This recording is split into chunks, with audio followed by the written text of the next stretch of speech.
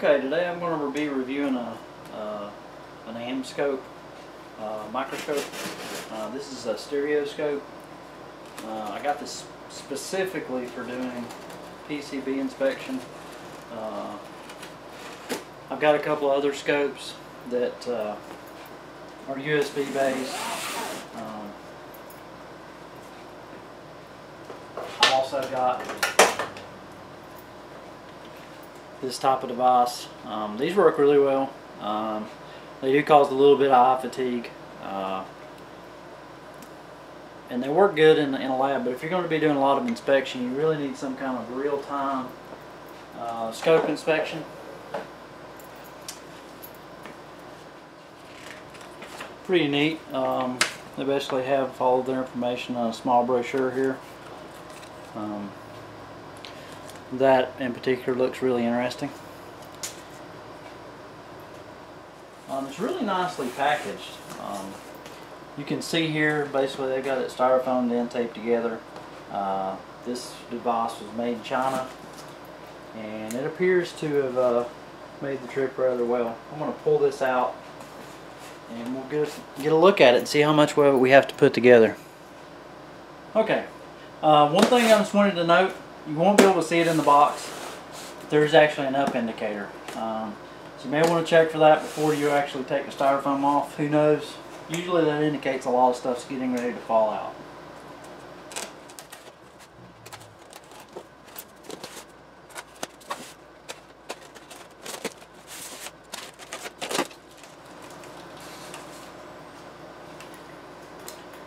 Okay, got it apart. Strong smell of styrofoam. From what I can see, it looks really nice. Let's pull the base section out first.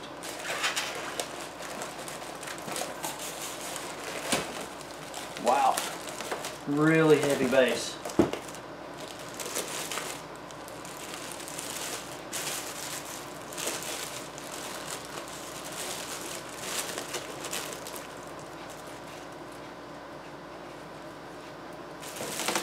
It appears to be, it's in really great condition considering it traveled across the ocean. It looks fairly complete. We'll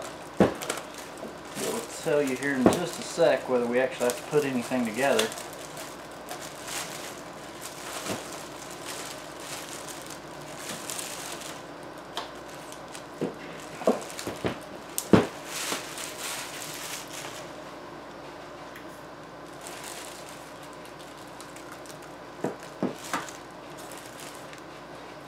Okay, looks like the head unit is here, wrapped up. There looks like there's some lens. Oh, actually, it appears that there's a whole machine cover included with this unit. These are the little rubber eyelets that go over the stereoscope.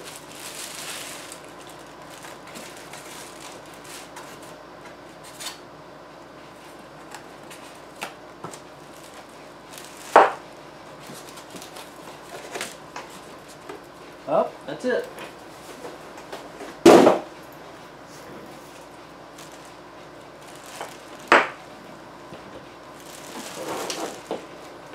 Okay. Looks like everything's together. The cord is actually attached to the base. Base feels really hefty.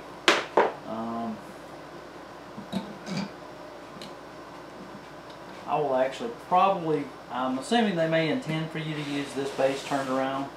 I intend on using it like this because I really like being able to get the board at the level, especially if I have to lay out an anti-static pad or something of that nature. This is fairly put together. I'm just going to finish assembling it. Just to kind of give you an idea of what comes with the unit. It's got a little stretchy light that does appear to be a small LED. Attached power cord, base. This is the extension boom that comes outward. There is a cover, there's a small wrench inside this bag, and two, I guess, eyelet buffers. These should be the spare lenses. This particular unit came with a ×10 and ×20. eyepiece, and it appears what's installed is the ×10, and what comes in the little boxes is the ×20.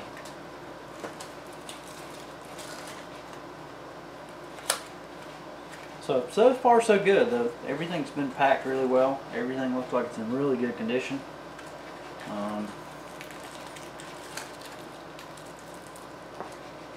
Just going to set those out for now.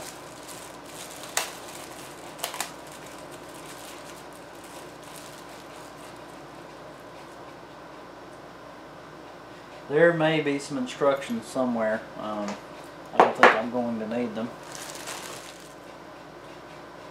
Okay, looks like there's a small machine way here. It actually moves up and down really easy. There is a stop. Just double check to make sure there's a stop up top. Yep. So that's really nicely made. It's better than expected.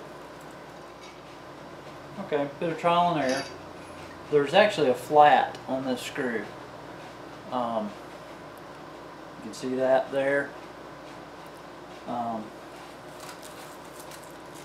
There's no capture here. This cut is not close enough to actually capture the bolt. So this side on the base side is where you want to actually attach this bolt.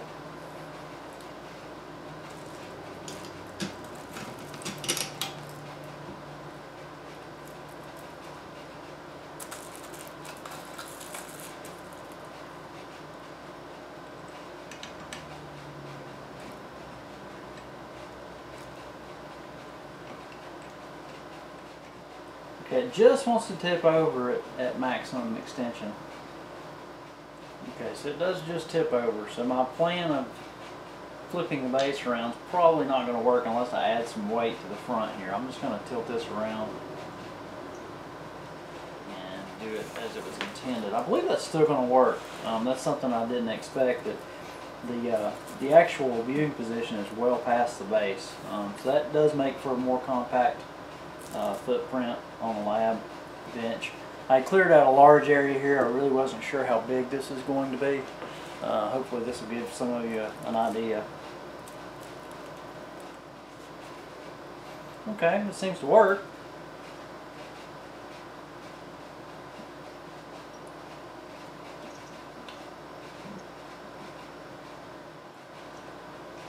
Okay, on this table that seems to be a close point to the focus point of this unit. Okay, that'll get us started. I'm just going to plug this in now and we'll actually look at a board, see what it looks like. Let's see. I'll use the old trusty USB hard drive adapter. Okay, the light works. It's really bright. That's fairly bright. That should provide plenty of light. That's probably a lot brighter than most of the ring type devices that I've used. Normally they'll actually have a fluorescent style ring. The LEDs are a little brighter, but I haven't seen one quite this bright. And wow, that looks really good. Okay, that works really good. I'm really happy with this. You know, time will tell. But so far this scope looks really good for doing PCB inspections. I'd recommend it. It's economical. The light is a lot better than I thought. I was a little skeptical over the light section. This really is fairly rigid. It does stay where you put it. The actual viewfinders, there's an actual focal adjustment on the left side. There's not a focal adjustment over here on the right side. I believe that these will probably, actually there's a capture screw at the bottom if you want to swap lenses. We'll take a look at this lens here.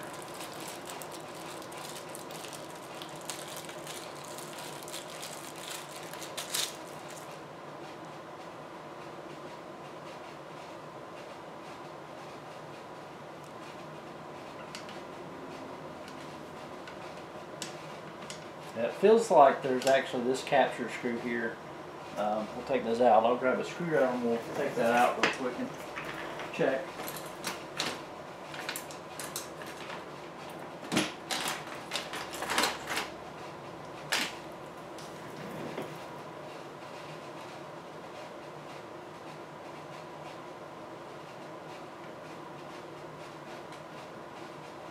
And that's it. Just to kind of show you the difference. This is the times 10 and this is the times 20.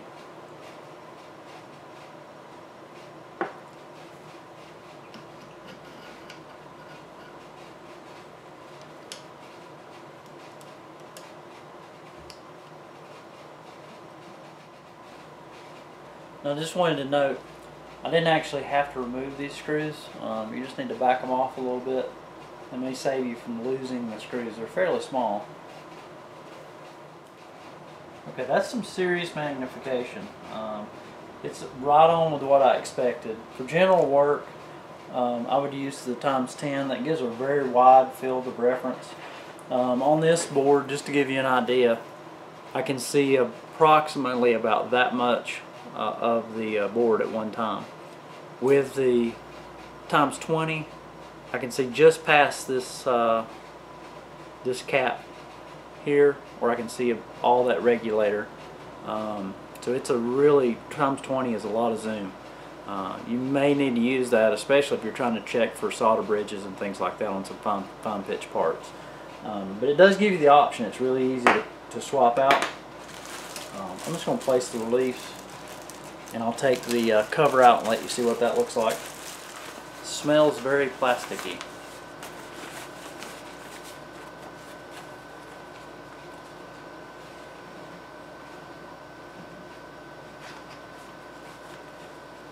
And I'm assuming that's its intended orientation. That should do a really good job about keeping all the optics clean. That's kind of a nice thing. I didn't realize it would actually come with a cover. I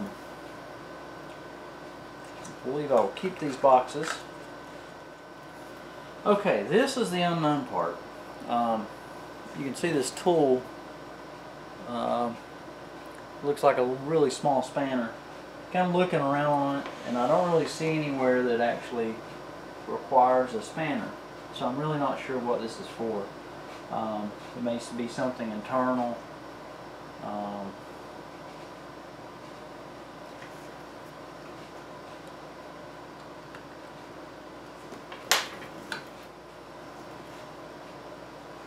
That is a bit unusual. My guess is there's actually, since this is a true stereo microscope, both of these come down into two sets of optics down at the bottom. I'm assuming this looks about the size to possibly get those out. I don't plan on changing this out for PCB work. They offered, I know they have a ×2 and they may have other bottom sections, but that's really not needed for PCB work. That's going to give you a lot of magnification. It's going to amplify these up here. One thing that is interesting is this cover that covers over those, there's actually a thumb screw on this side that would be on the right side looking at the scope from the front. On this side, there's actually a Phillips head screw. That kind of looks strange. I'm guessing maybe both sides are supposed to have a thumb screw in them, and for some reason or another, this side over here does not have that. And I just noticed this shifts around, and there's actually stop screws. And this is an actual way that's cut. If you can see this, I'll hold it up to the camera. This part actually goes back and forth just a bit. Really not sure what the purpose of that is. I'm going to turn the light back on and see if that has any effect on the image.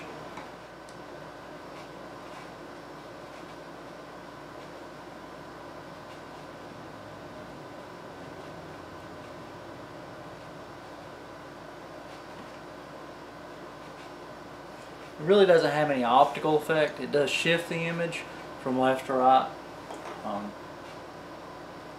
So this may come off as a module. I'm going to go ahead and take one of these screws out just for interest's sake and see what it actually does.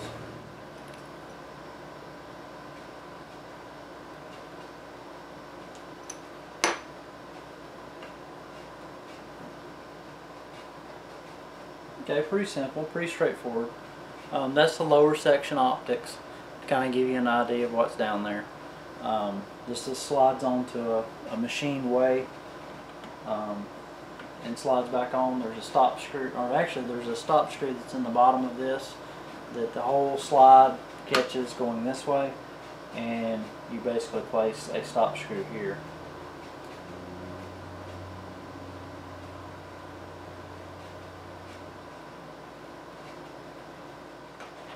Okay, I'll check one last time to make sure that we haven't angered it at all and it still works.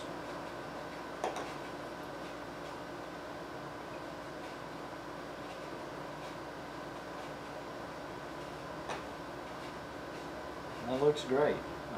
Just some pointers on if you've never used a stereoscope before. One thing is you'll actually want to get the optics adjusted to your eye, make sure everything's in focus. You'll actually want to adjust the span, the distance between your eyes, to basically bring both eyes in to where you're using both. And what that helps you do is when you're soldering, it gives you some estimation of distance. I know a lot of the monoscopes I've used, it's really hard to tell. You know, people hit their finger and, you know, really have trouble trying to gauge distance. These make it really intuitive. Stereoscope, you end up with, you know, using both eyes with some separation of the physical optics down here, and they work really well. Big step up over. I know a lot of the people, including myself, have used the USB scopes. I do have a real-time optical scope that's electronic that basically displays to an LCD, and it is in real time, but I was never able to actually get that lined up with my workpiece. It worked great for most things, but if you really were trying to actually inspect versus solder, it was kind of painful to use. This I don't foresee having a lot of eye fatigue. Like I say, it really doesn't mess with your distance vision, and it's really small. It's comfortable to use. It's easy to move around. The adjustments are really easy. One thing that I do like over most of the other instruments I've used is the ability to actually look offset at a board. A lot of times when, like for example, this board, it has stuff on the bottom, stuff on the top. And when you lay it down, unless you actually put it in a vise, it's not going to be exactly level. So you can make a little bit of correction there to basically keep the whole board in focus. I'm just going to test that here. I had it a little bit off center, and I'm going to just make sure that I can actually get it centered up and look across the whole board without any issues. And that works great. One adjustment to the board, and I can view across the whole board. Okay, I hope you enjoyed the review. Like I say, this is ideal for your hobbyist electronic work, even in the professional stuff. I've got a RF board here that I took a look at a minute ago, and it has some small QFN parts that I was easily able to inspect.